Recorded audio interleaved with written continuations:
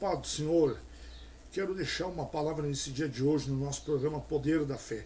Livro de Efésios, capítulo 1, versículo 16, diz assim: Não cesso de dar graças a Deus por vós, lembrando-me de vós nas minhas orações. Aqui o apóstolo Paulo está falando à igreja de Éfeso, que ele dizia: não cesso de dar graças a Deus.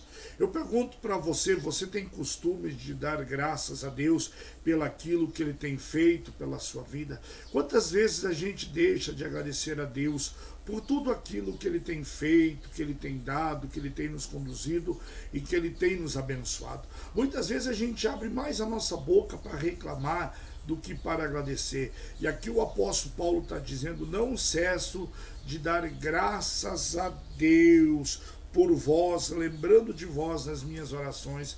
Ele dava graças a Deus por tudo, pelo povo. Dê graças a Deus pela família que tu tem. Tu já agradeceu a Deus pelo salário que tu tem?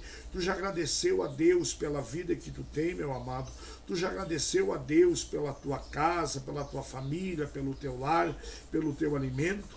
Ei, e não cesse de orar pela tua casa, como o apóstolo Paulo aqui fazia pelo povo de Éfeso. Muitas vezes a gente só reclama. Ei, começa a orar, entra em batalha nessa oração, começa a repreender o que não provém, começa a colocar em oração e Deus vai te dar vitória. Começa a agradecer, começa a levar tudo em oração, porque quando a gente leva tudo em oração, quando a gente começa a agradecer a Deus, a gente começa a orar a Deus, a gente começa a colocar tudo nas mãos de Deus, naturalmente Deus vai nos dar vitória. Muitas vezes Deus está esperando do pastor Paulo e de você uma atitude que a gente começa a orar, que a gente começa a agradecer a Deus, que a gente começa a dizer: Deus, obrigado pelo que eu tenho, Deus, obrigado pela família, obrigado pela minha casa, obrigado pela minha vida. Muitas vezes a gente não faz isso, muitas vezes a gente só reclama, mas Paulo diz: eu não cesso de orar por vocês.